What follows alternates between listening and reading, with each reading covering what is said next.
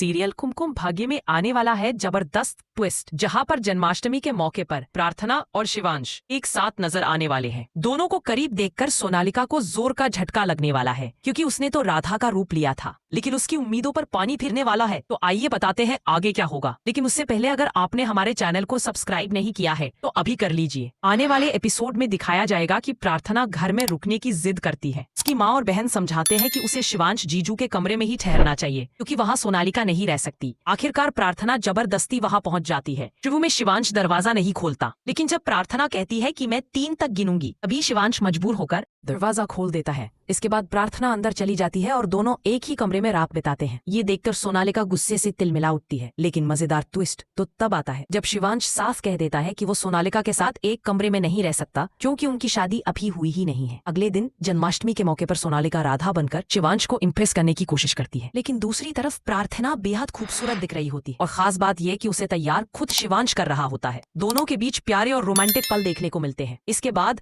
प्रार्थना शिवांश को ये एहसास दिलाती है कि उसकी जिंदगी में सिर्फ वही मायने रखती है। वही सोनालिका हमेशा से यही चाहती थी कि प्रार्थना इस घर से निकल जाए। अब असली चेहरों से पर्दा उठने वाला है। प्रार्थना शिवांश को ये भी बताएगी कि डिवोर्स पेपर लाने वाली कोई और नहीं बल्कि बुआ माँ ही थी। ये सुनकर शिवांश हैरान रह जाएगा कि आखिर बुआ माँ ने ऐसा क्यों किया। इतना ही नहीं, प्रार्थना ये भी खोलेगी कि सालों पहले उसकी माँ के साथ जो हादसा हुआ था उसके पीछे भी बुआ माँ ही थी। अब धीरे धीरे सारी सच्चाई शिवांश के सामने आने लगेगी। इससे उसका रिश्ता अपनी बुआ से हमेशा के लिए बिगड़ जाएगा और वो सोनालिका से भी साफ कह देगा कि शादी करना मुमकिन नहीं है। आने वाले एपिसोड में कहानी होने वाली है बेहद धमाकेदार। क्या शिवांश और प्रार्थना अपने रिश्ते को नया मौका देंगे? क्या दोनों की शादी फिर से होगी? इसका जवाब आपको बहुत जल्द मिलेगा। आप कितने उत्साहित हैं इस ट्विस्ट को देखने के लिए? मैं कमेंट में जरूर बताइए और ऐसे ही अपडेट्स पाने के लिए चैनल को सब्सक्राइब करना मत भूलिए।